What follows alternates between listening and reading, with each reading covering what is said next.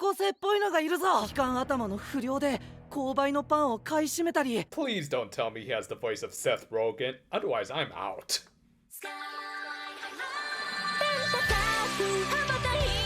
This week, we opened with Sora getting ready for her first day of school, and while at first confident in her new duds, that quickly vanished when in front of Mashiro. Gee, I wonder why. Now, of course, going to school also meant leaving Elle behind, but Yo-Yo was there to cover for them. Brandy's gonna read you some of her favorite stories. But yeah, seeing her take care of the princess for them made Sora a little concerned about exposing where both of them were from to the school and in turn the rest of the world, which would form the basis for the main conflict of this episode. One that quickly took off after a slight slip of the tongue.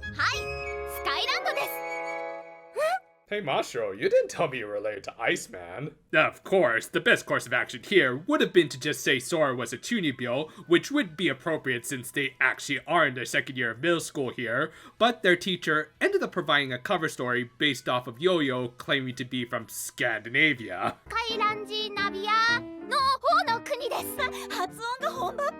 Hooray! Cultural appropriation saves the day! Additionally, their classmates assumed the transfer student was shy, which, based on how much Sora does seem to overcompensate for her social awkwardness by being heroically bombastic, there was at least a grain of truth behind it.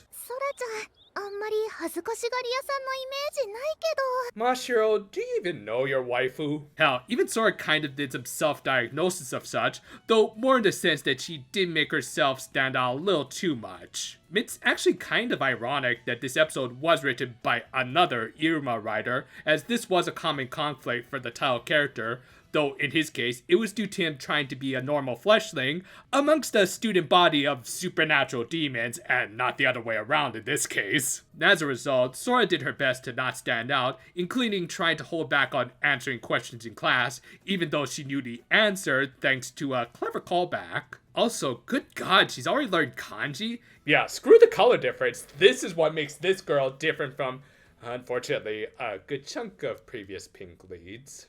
And if that wasn't proof enough that she was OP, then came gym class. Of course, she did still try to hide her abilities.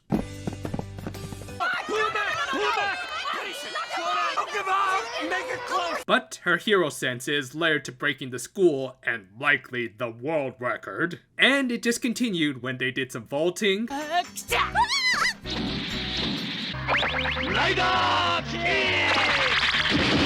And ball tossing.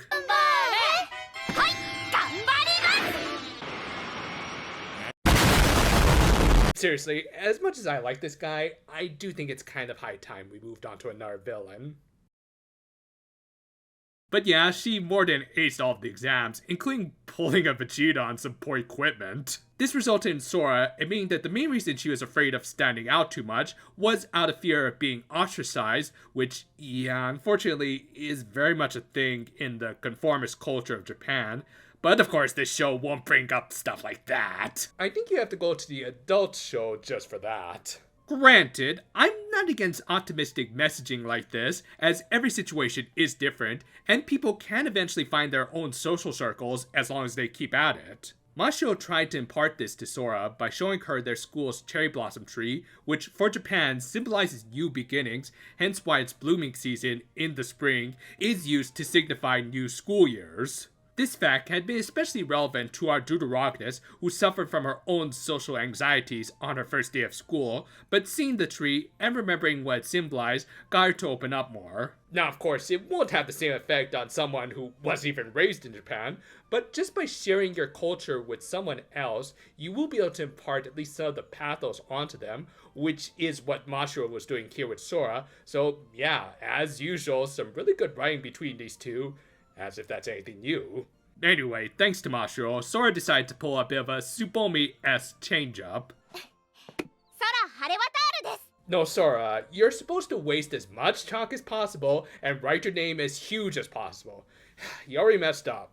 But yeah, she came out and said that her ultimate goal was to become a hero, which for her classmates totally explained her superhuman abilities in spite of a total lack of muscle mass. And again, even though this really should have gotten her labeled as a chuuni, I guess Hiroaka has made it a bit more of a normie thing, so the class was cool with it.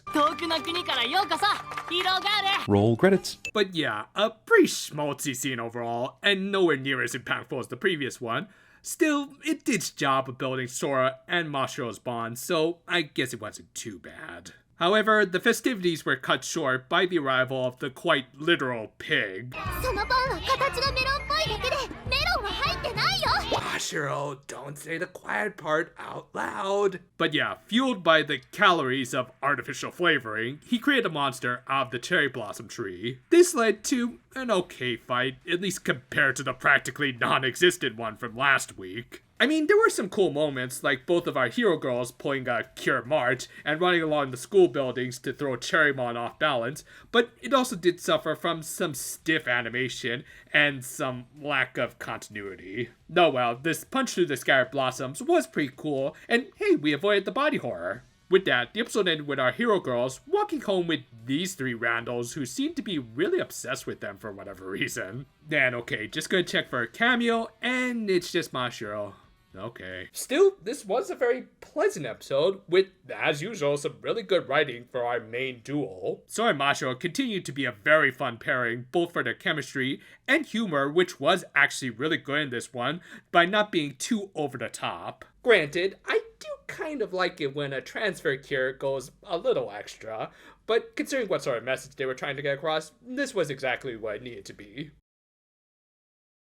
While I can understand people getting excited for more members joining this team, hell, I'm intrigued by next week's prospects, I also wouldn't mind if the show would remain on just these two, as they've done a great job holding it up so far. Sora and Mashiro's chemistry remains incredibly strong, and it is very likely that this series ending will be all about them, especially now that they've established the significance of cherry blossoms. But yeah, they really do complete each other, with the middle of the episode involving said foliage having some very strong symbolic writing behind it. And even if you don't care about all that character building junk, this was also a pretty hilarious episode, especially the PE scene. What I really liked about this was that all of Sora's superhuman acts weren't out of just pure carelessness, and all had some sort of reason behind it, which both spoke to her character and didn't make the joke feel forced. Furthermore, they have established that Sora is anything but an idiot protagonist, being also a superhumanly fast learner, and of course as attentive as a hawk. Her only weakness as a result of all of this were her very loose lips, which she did acknowledge. It makes her both a very admirable hero, but also very relatable through her shyness, which yes, is a thing, Mashiro. But yeah, while not playing as big a part this week, our resident deuterogonist was her usual great straight man, and there is just something nice about an Ai Kakuma character inspiring a lead cured near some cherry blossoms again. My only real gripes with this episode were that it was a little too schmaltzy at times, especially with everyone just being on board with Sora's little quirks. Again, I'm not saying they have to be overly pessimistic, but it would make things a little more interesting if some of them gave her some awkward stares after her little speech here, rather than just all clapping, and yeah, hopefully these spaces aside Cobbletone will start to fill up soon. Still, overall, a nice episode with some good comedy and great interactions between our main duo, who will soon be getting a new member. Again, it's very appropriate that this show has writers from Iruma-kun of all things. By the way, work on the Futai review was delayed a little this week because of a rather insane announcement that came out.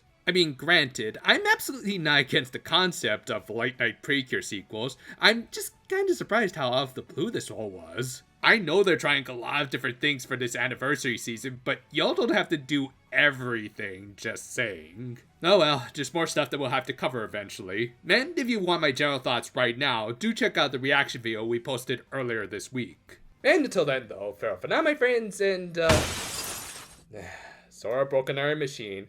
Better go order another one.